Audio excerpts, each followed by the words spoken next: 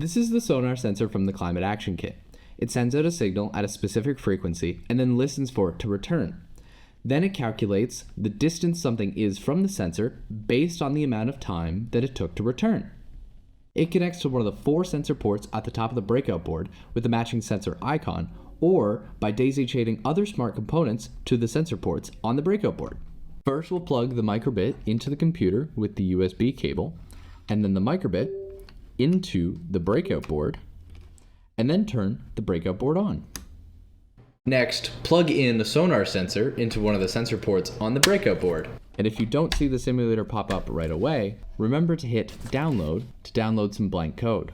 Once that's finished, you should see the simulator pop up and then it actually respond to you in real time.